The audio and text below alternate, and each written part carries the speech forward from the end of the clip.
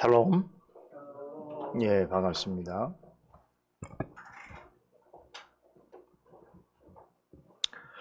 아, 10월의 첫 주일입니다.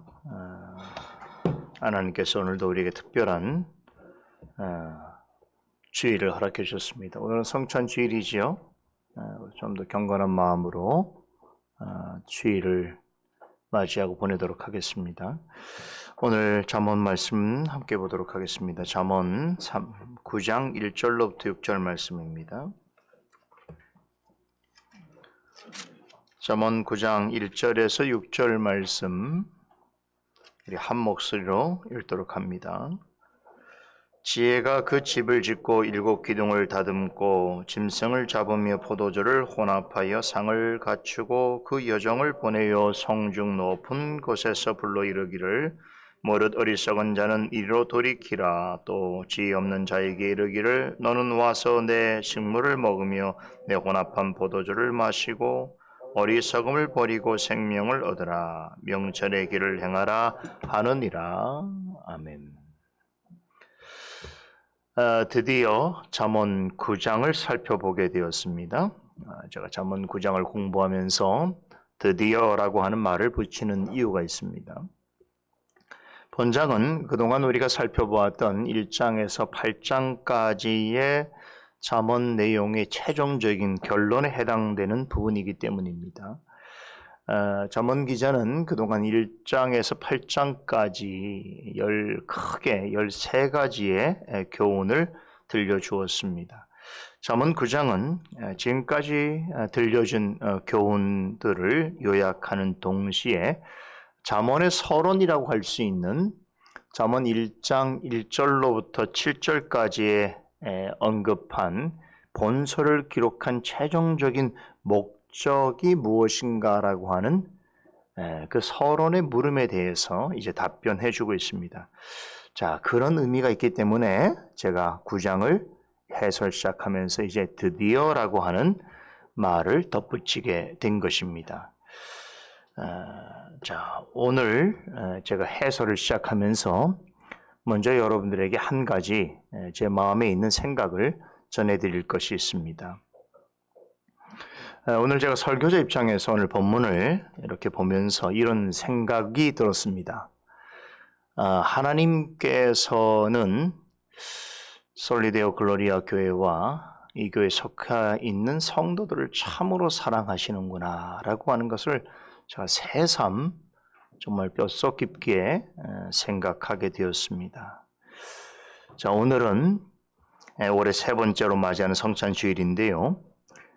여러분이 기억하실지 모르겠습니다만 지난번 성찬식 때 7월 첫 주였죠. 그때 시행할 때 성찬식 때에 오늘과 같은 본문으로 제가 성찬에 관한 강서를 전해드렸습니다. 기억나시나요? 그리고 3개월이 지나서 오늘 3분기 성찬식을 시행하게 된 오늘 성찬식에 앞서서 그때 전해드렸던 똑같은 본문을 여러분과 함께 나누게 되었습니다. 자, 원래 계획대로 한다면 성찬식은 지난주에 시행되었어야 합니다. 그랬다라고 한다면 오늘 본문은 성찬식을 지난 후에 여러분과 함께 살펴보게 되었을 것인데요. 여러분도 잘 아시다시피 제가 지난번 9월 달에 여러 가지로 바쁘지 않았습니까? 총회 참석하는 일과 또 성찬 준비 신방을 하는 일정이 겹쳐서 성찬식을 한 주 미루게 되어서 오늘 시행하게 되었는데요. 자, 그 덕분에 지난번 성찬 강설로 전해드린 말씀을 오늘 잠언 해설 시간에 다시 살펴보게 된 것입니다. 자, 이것은 제가 일부러 계획한 것이 아닙니다. 본문을 오늘 맞춰서 전해드리려고 또 제가 일부러 성찬 일정을 옮긴 것도 아닐 테고요. 자, 그런 상황에서 제가 이번 주말쯤에 이번 주는 장례가 있어서 좀 바쁘지 않았습니까? 그래서 이번 주말, 지난 주말쯤에 이 본문 잠언서 해설을 준비하기 위해서 본문을 펼쳤다가 깜짝 놀랐어요.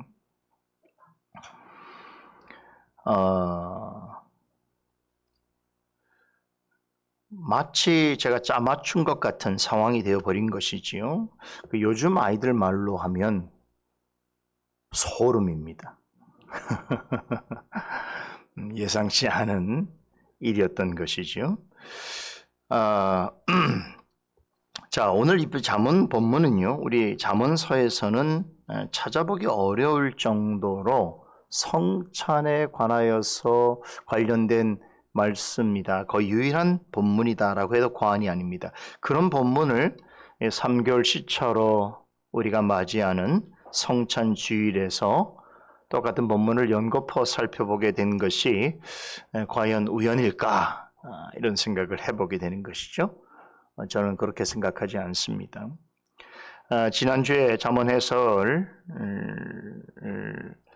전해드렸습니다만 오늘 이 말씀을 여러분과 함께 나누면서 하나님께서 특별히 우리에게 참 우리 교회와 또 우리 성도님들과 또 이번 주에 또 슬픔을 겪은 또 유가족들을 향한 하나님의 놀랍고도 섬세하신 섭리가 잘 드러난 말씀이다라는 생각이 들어서 더욱 감사하고 기쁜 마음으로 해설을 준비했습니다.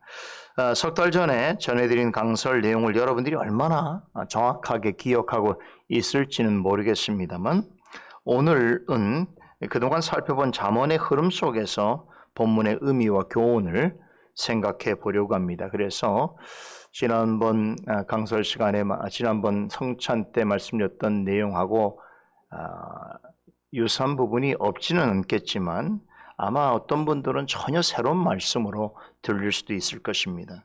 아무튼 성찬식을 앞두고 보다 은혜로운 시간을 가지도록 우리에게 주신 특별한 기회라고 생각하면서 본문을 나누도록 하겠습니다. 오늘 잠언 해설을 시작하면서 9장은 1장에서 8장까지의 교훈의 최종적인 결론 부분에 해당된다라고 말씀을 드렸는데, 자, 이런 면에서 보자면 오늘 본문도 앞서 전해드린 내용과 밀접한 관련성이 있다라고 하는 것을 생각해 볼 수 있겠지요.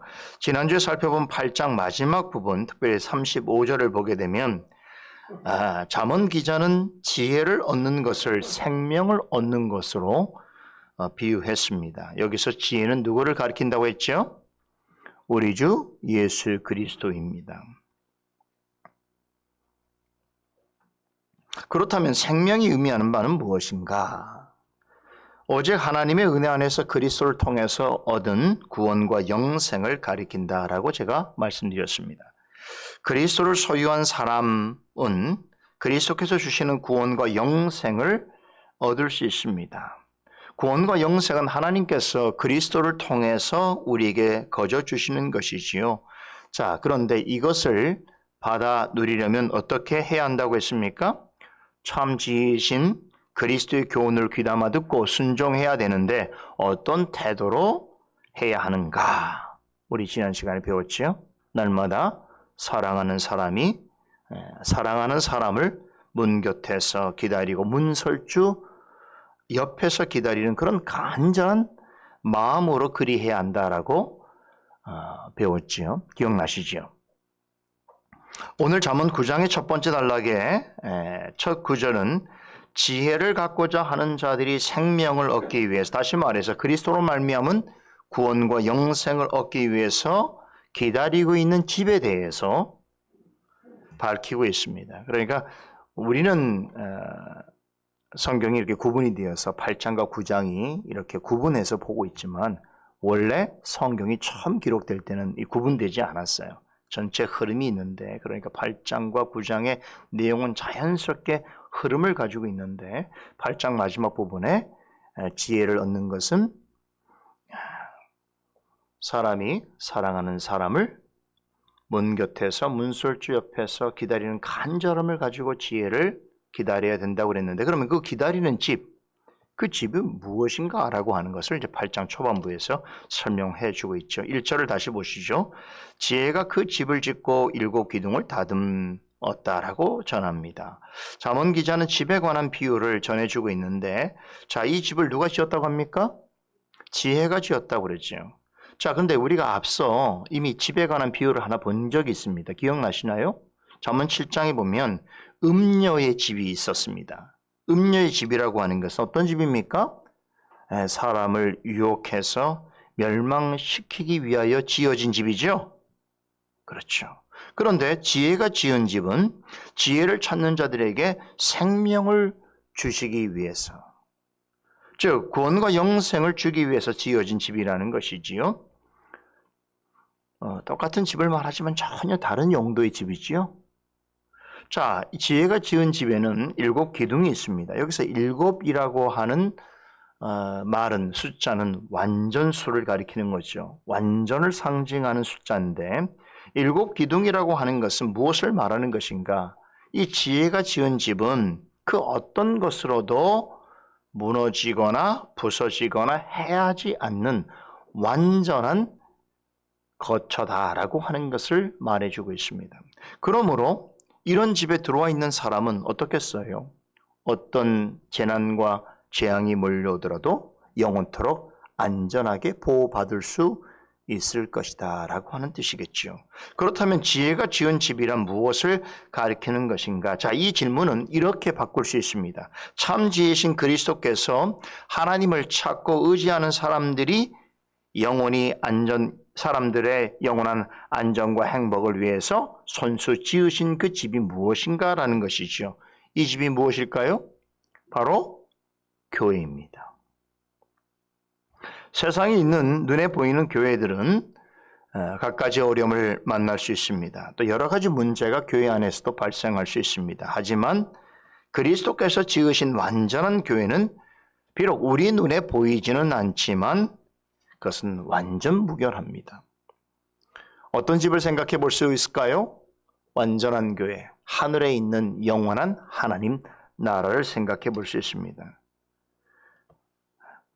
영원한 하나님 나라는 하나님께서 택하신 모든 하나님의 백성들이, 구원받은 성도들이 그리스도와 함께 영원토록 머무는 것이겠지요.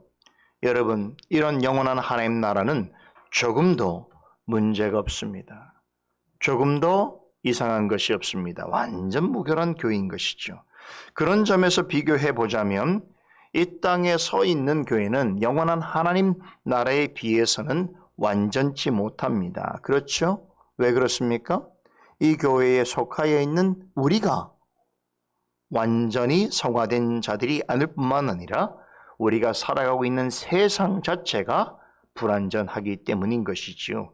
그럼에도 지상에 서 있는 교회들도 누가 지었습니까? 그리스도께서 지으셨어요. 이 사실이 매우 중요합니다. 이 땅에 서 있는 비록 불완전하고 흠이 있는 교회도 그리스도께서 머리이십니다. 그래서 이런 교회를 그리스도께서 부활하시면서 뭐라 약속하셨습니까? 세상 끝날까지 함께 하시겠다라고 말씀하셨던 것이지요. 그런 점에서 세상 끝날까지 그리스도께서 함께 하시겠다고 약속한 지상의 교회는 완전 무결한 교회는 될 수 없을지라도 참된 교회는 될 수 있습니다. 그래서 역사적 개혁교회는 지상에 있는 교회가 참된 교회인가 거짓 교회인가를 구분하는 표지를 중요하게 여겼습니다. 우리가 다 같이 아는 것처럼 3가지 표지지요. 무엇입니까? 말씀과 성례와 권징이 그것입니다. 즉, 첫째, 그 교회가 말씀을 바르게 전파하는가? 둘째, 성례를 말씀에 따라서 바르게 시행하는가? 셋째, 교회의 순결성과 거룩성을 지키기 위해서 권징을 바르게 집행하는가라고 하는 이 3가지 질문을 늘 하게 되는 것이죠. 우리 모두가 잘 알고 있는 것처럼 세상에 있는 교회라고 하는 이름으로 불리는 교회들은 모두가 참된 교회는 아닙니다. 세상에는 잘못되고 거짓된 교회들도 많습니다. 그러기에 성경에는 교회를 바르게 이해하고 바르게 세우는 것에 대해서 끊임없이 강조할 뿐만 아니라 어떤 교회가 참된 교회인가 하는 것을 분별하고 확신할 수 있는 바른 가르침들을 우리에게 전해주고 있습니다. 오늘 본문도 참된 교회의 특징에 대해서 가르치고 있습니다. 2절을 보게 되면 지혜는 자신이 만든 집에서 짐승을 잡고 포도주를 마련해 놓습니다. 그러고는 성중에 있는 많은 사람들에게 와서 먹으라고 외칩니다. 여기서 짐승과 포도주는 지혜를 얻기 위해서 이 집으로 나오는 사람들을 위해서 준비된 음식이지요. 그럼 이 음식이 상징하는 바는 무엇이겠는가? 저는 이렇게 확신합니다. 이것은 말씀과 성례를 의미합니다. 교회는 주님의 말씀을 전하는 것입니다. 이러한 성격 때문에 디모데전서 3장 15절에서 사도 바울은 교회를 살아계신 하나님의 집이라고 명명하면서 또한 교회를 가리켜서 진리의 기둥과 터라고 합니다. 교회에서 전해지는 말씀은 성도들의 영혼을 위해서 늘 마련해 주시는 생명의 양식이 된다라고 하는 뜻이죠. 그리스도께서 교회를 통해서 항상 우리의 영혼을 위해 생명의 양식을 공급해 주신다는 것을 확신할 수 있는 대표적인 두 가지 방편이 무엇인가? 말씀과 성례입니다.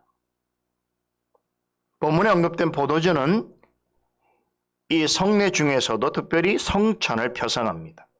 성찬식에서 제공되는 떡과 포도주는 그리스도의 몸과 피를 상징합니다.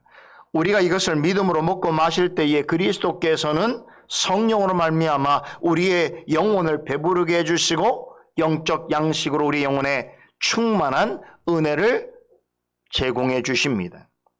이처럼 교회를 세우신 예수님께서는 우리의 영혼을 살찌우게 하시고 우리의 믿음의 삶이 더욱 부요해지도록 하시기 위해서 교회를 통해서 계속 말씀을 공급해 주시고 성례를 행하게 해주시는 것입니다. 이를 위해서 우리를 늘 교회로 초청하십니다.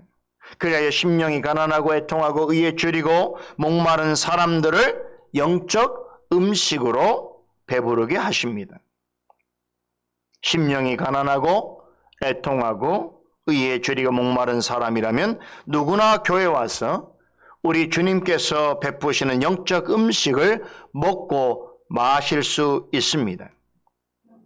이를 위해서 지혜를 전하는 이들을 특별히 세우셔서 그들로 하여금 복음을 전하게 하심으로 사람들을 교회로 나오게 하십니다. 마태복음 22장에 보면 예수님께서는 이러한 교회의 특징과 기능을 혼인잔치 비유를 통해서 잘 설명해 주고 있습니다. 한 왕이 자기 아들을 위해서 마련한 혼인잔치에 사람들을 초청하기 위해서 자기 종들을 보내지요. 예수님께서는 천국이 이와 같은 혼인잔치와 같다라고 말씀하셨습니다. 세상에 있는 이 혼인잔치를 베푸는 집이 어디겠습니까? 바로 주님의 교회인 것이죠.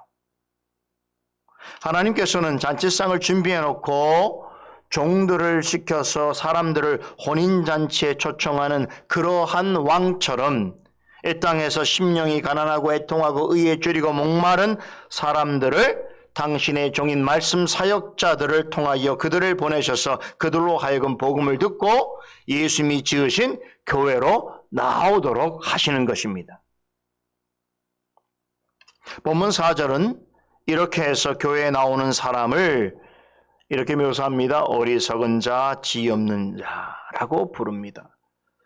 아니, 복음을 듣고 교회로 나오려 하는데 왜 그런 사람을 가르쳐 지혜 없는 자라고 말하고 어리석은 자라고 말하는 것일까요?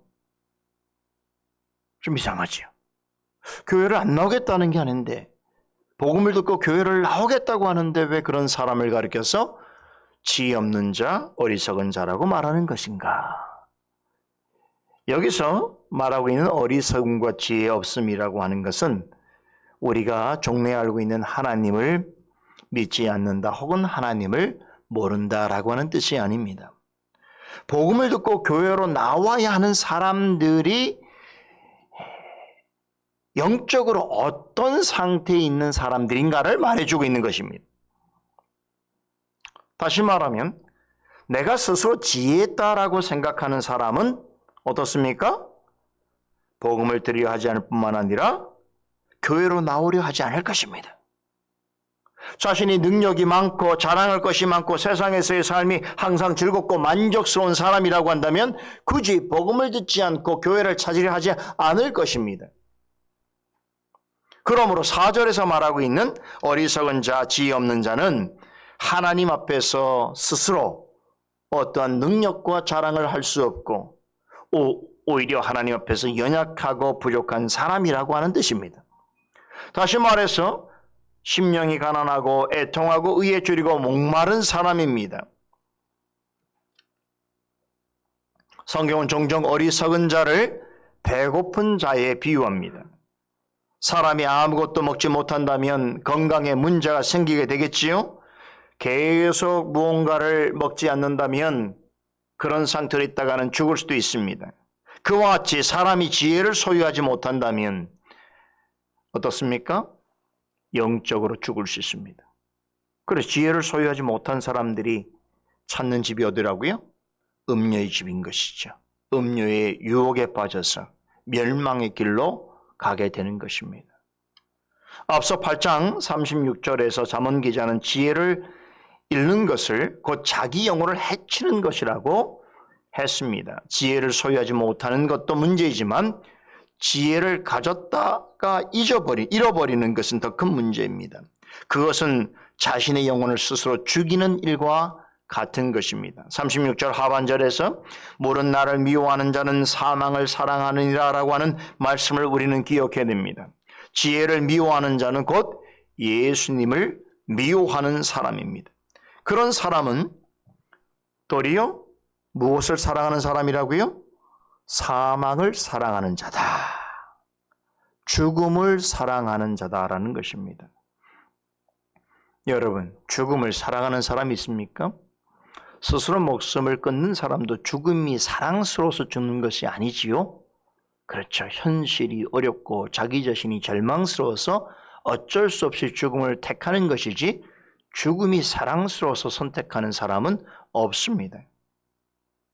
그러나 전문 기자는 지혜를 미워하는 것은 죽음을 사랑하는 것이다 라고 말합니다. 예수 그리스도를 미워하는 것은 영원한 죽음을 사모하는 것이다 라고 하는 것과 같은 뜻인 것입니다. 그러니까 지혜를 미워하는 것, 즉 예수 그리스도를 미워하는 것은 영적으로 본다면 자살 행위나 다를 바가 없습니다. 특히나 과거에 예수를 믿었다고 하는 사람이 어떤 일로 인해서 지금은 믿지 않고 있고 앞으로도 믿지 않을 것이라고 주장하는 사람은 자신의 영혼을 스스로 굶겨 죽는 것과 죽음의 길로 가는 것과 다를 바 없는 사람입니다.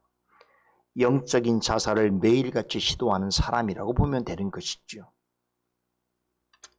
그런데 예수님께서는 그런 자를 향해서도 계속해서 이렇게 말씀하십니다. 본문 5절과 6절인데 우리 한 목소리 읽어보십시다. 너는 와서 내 식물을 먹으며 내 혼합한 포도주를 마시고 어리석음을 버리고 생명을 얻으라. 명철의 길을 행하라 하느니라. 자, 이 말을 누가 하고 있습니까? 지혜가 하고 있죠. 지혜 누굽니까? 참 지혜이신 예수 그리스도죠. 그러니까 우린 이건 예수님께서 하시는 말씀을 우린 들어야 됩니다. 예수님은 어리석은 자, 지혜 없는 자들에게 뭐라고 말씀하십니까? 어디로 나오라고 하십니까? 그렇죠. 너는 와서 내 식물을 먹고 내 혼합한 포도주를 마시라고 하죠. 여러분, 제가 아까 뭐라고 말씀드렸습니까? 예수님께서 친히 준비하신 심령이 가난하고 영혼이 목마른 자들을 위해서 친히 준비하신 세우신 집이 어디라고 했습니까? 교회라고 그랬죠. 그 교회에서 여러분 지혜 없는 자, 어리석은 자들을 위해서 마련하신 생명 양식이 뭐라고 그랬습니까? 말씀이지요. 그렇죠. 곧 이 말씀은 주님의 교회로 나오라는 뜻입니다. 예수님께서 제공해 주시는 생명의 양식을 공급해 주시는 것이기 때문입니다. 지혜 없는 상태로 계속 있거나 지혜를 계속해서 미워하다가는 그럼에도 예수님의 초청에 응하지 않는다면 결국에는 영적인 죽음만이 아니라 영원한 심판을 받아서 영원한 사망에 이르게 될 것입니다. 그런데 어리석고 지혜 없는 사람이라도 영원한 생명을 얻을 수 있다고 하십니다. 그것은 무엇입니까? 너희는 와서 그저 내 식물을 먹으며 내가 마련한 포도주를 마시는 것입니다. 다시 말해서 참된 교회로 나와서 예수님이 제공해 주시는 생명의 양식을 취하면 되는 것입니다.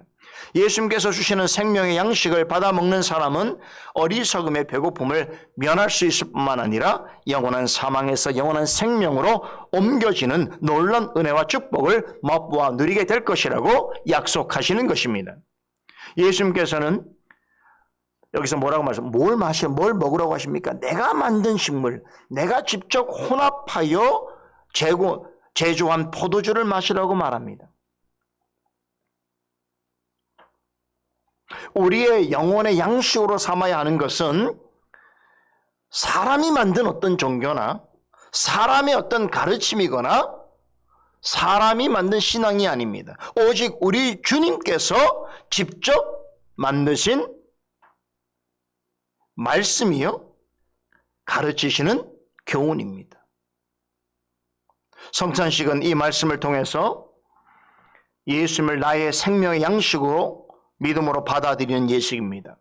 예수님께서는 이 거룩한 예식이 다시 오셔서 심판하시는 그날까지 교회 안에서 행하여 줘야 된다고 명하셨습니다. 그러므로 성도는 이 땅에서 죽는 날까지 말씀이 바르게 전파되고 성례가 바르게 시행되는 교회를 떠나서는 안 되는 것입니다. 교회는 우리의 영혼의 양식을 제공해 주고 키워주는 성도의 어머니와 같습니다. 무엇보다도 성도는 예수님께서 교회를 통하여 주시는 말씀과 교훈을 소중히 여겨야 합니다. 왜냐하면 성경은 곧 하나님의 말씀은 능히 우리로 하여금 그리스도 예수 안에 있는 믿음으로 말미암아 구원에 이르게 하는 지혜를 갖게 하기 때문입니다. 사도 바울이 디모데후서 3장 15절에서 가르쳤던 교훈이지요. 여러분은 진정한 지혜를 소유하기를 원합니까? 예수님이 주시는 구원과 영생을 맛보아 누리기를 원합니까? 그리한다면 6절 말씀대로 행해야 합니다. 6절을 다시 보십시다. 어리석음을 버리고 생명을 얻으라. 명철의 길을 행하라. 아멘.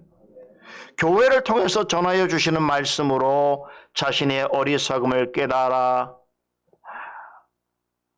또한 자신을 하나님 앞에 낮추며 예수님께서 말씀으로 제공해 주시는 생명의 양식을 풍성히 얻어야 하는 것입니다. 그리고 그 가르침대로 따라 살아가야 하는 것입니다.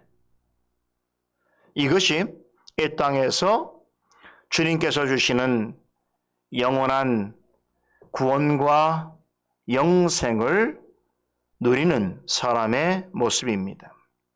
그렇게 한다면 언젠가 영원한 하나님 나라의 부르심을 받을 때에 예수님께서 우리를 위해서 마련해 놓으신 어린 양의 혼인잔치에 영원토록 참여하게 되는 기쁨과 영광을 누리게 될 것입니다. 오늘도 잠언 말씀을 통해서 우리는 귀한 복음을 전해 들었습니다. 특별히 성찬식을 앞두고 성찬과 관련해서 복된 말씀을 들었습니다. 오늘 이 말씀을 마음에 깊이 상고하고 새기시면서 오늘 주님께서 우리를 위하여 특별히 마련해 주신 성찬식과 또 복된 성찬주의를 지내시기를 간절히 소원합니다. 기도하십시다. 거룩하신 하나님, 감사드립니다. 지혜 없는 인생을 불쌍히 여기셔서 그 지혜 없음으로 자신의 영혼이 지치고 상하고 고갈되며 심지어는 죽음으로 나아가게 될 수밖에 없는 그런 자리에 있던 우리를 예수 그리스도께서 생명을 통하여 우리를 살리시고 또한 그리스도께서 친히 지으신 주님의 몸된 교회에 우리를 불러주셔서 이 교회를 통하여 제공해 주시는 말씀 가운데서 생명의 양식을 취하게 하여 주시고 나아가서 사나 죽으나 하나님의 속한 자로서 기쁨과 소망과 영광을 누릴 수 있는 자리 있게 하여 주심을 감사드리옵나이다. 오늘도 구약의 잠언 말씀을 통해서 참으로 놀라우신 하나님의 가르침과 그리스도에 관한 복음을 전해 들었습니다. 특별히 성찬식을 앞두고 또 잠언에서 가르치는 성찬에 관한 귀한 교훈을 저희가 들었습니다. 이런 말씀을 들을 때에 그저 귀로만 듣는 것이 아니오라 마음으로 듣고 새길 수 있는 저희가 되게 하여 주시고 오늘도 이 말씀을 의지하여 하나님께서 기뻐하시는 복된 주일이 되게 하여 주시고 또 우리 생에 참으로 큰 힘과 위로를 얻는 성찬이 될 수 있도록 역사하여 주시옵소서. 감사드리며 예수 그리스도 이름으로 기도드리옵나이다. 아멘.